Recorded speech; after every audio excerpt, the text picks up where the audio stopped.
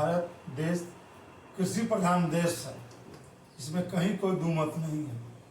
70% लोग किसान के ऊपर खेती गृहस्थी साग सब्जी पर निर्भर है, 30% ही नौकरी में है।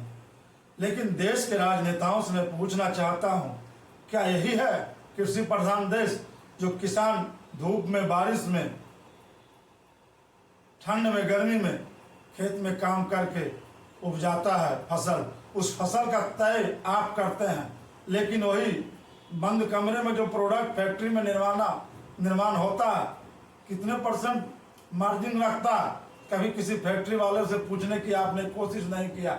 लेकिन किसान का 10 रुपया किलो अगर बढ़ गया तो देखिए समाचार में भी ब्रेकिंग न्यूज आने लगेगा कि महंगाई कहाँ चला गया। लेकिन जो चीज फैक्ट्री में उत्पादित हो रहा है उस पर चर्चा नहीं होता कि महंगाई इतना क्यों हो गया। लेकिन किसान गेहूं, चावल, दाल कितना लोग यूज करते हैं, खाने पीने की सारे चीज व्यवस्थाओं में जो आपको मिलता है घर में सारे खर्च, मैक्सिमम खाने पीने में 30% की खर्च आता है, बाकी 70% जो बाजार से खरीद बिक्री होता है उस पर कितना महंगाई होता है।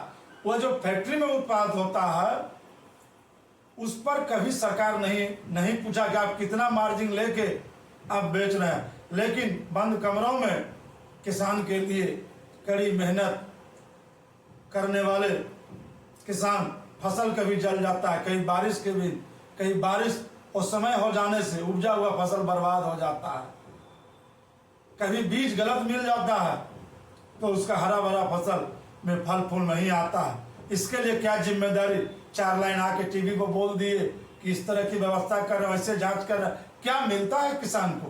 कभी किसान के बारे में सोचिए। किसान का बेटा किसान बनना नहीं चाहता। इससे भारतीय किसान और अपने देश को जो हम कह रहे हैं कृषि प्रधान देश है, कितना बड़ा अपमान की बात है। एक राजनेता का बेटा एक राजनेता बनना गर्व की बात महसूस करता, एक सरकारी नौकरी करने वाला का बच्चा सरकारी नौकरी करना चाहता है, गर्व की बात है। लेकिन एक किसान का बेटा आज किसान बनने से घबराता है, क्योंकि देख रहा है कि जो पिताजी की माली हालत है, खेत लहलहाते रहता है, जब उपज कर आता है तो बंद कमरे में बैठे हुए लोग एसी में वह तय करता है कि इसका क्या मूल्य होगा। यह कितना तकलीफ की बात है। किसान को भी अपने मूल्य तय करने की होना चाहिए, क्योंकि हर जगह हर तरह से खर्च होता है। बिहार का खर्च अलग है, यूपी का खर्च अलग, हरियाणा का खर्च अलग है। कहीं किसी राज्य में जल नल की व्यवस्था है, कहीं पानी सहजता पूर्वक मिलता है, कहीं नहर की व्यवस्था है सरकार के द्वारा। लेकिन जिस राज्य में जो नहीं है सुविधा है, सारे किसान को एक रेट क्यों, ये मैं पूछना चाहता हूँ। जिस तरह से सभी राज्य में एक व्यवस्थाएं नहीं है किसान के लिए, उसी के अनुरूप मूल्य तय करने की भी एक छूट होना चाहिए किसान को भी। अपने अनाज उपजाए हुए सामग्री को किसान किस तरह से कितना मूल्य में बेचेंगे तो 2 रुपया प्रॉफिट उनको मिलेगा।